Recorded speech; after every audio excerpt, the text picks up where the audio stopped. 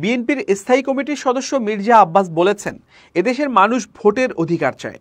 আমরা দেখেছি, শুনেছি, ভোটের কথা বললে অনেকের মুখ বাঁকা হয়ে যায়। কিন্তু আমরা পরিষ্কারভাবে বলতে চাই, আমাদের নেতা তারেক রহমান বলেছেন, আমাদের আর কতদিন অপেক্ষা করতে হবে সেটা জানিয়ে দিন। আমরা অপেক্ষা করতে রাজি আছি, সংস্কার হবে, অপেক্ষা করব। কিন্তু যুগ যুগ ধরে এভাবে চলতে পারে না। সোমবার মহান বিজয় দিবস উপলক্ষে বিএনপির প্রতিষ্ঠাতা জিয়াউর রহমানের মাজারে শ্রদ্ধা নিবেদন শেষে এসব কথা বলেন তিনি।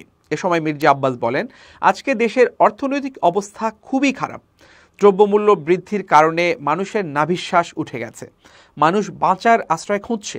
মানুষ কথা বলতে পারছে ঠিকই, কিন্তু মানুষের অভাবের তাড়না রয়ে গেছে।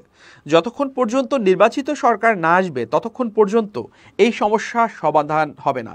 তাই আমরা চাই এ সরকার নির্বাচনের রোডম্যাপ ঘোষণা করুক।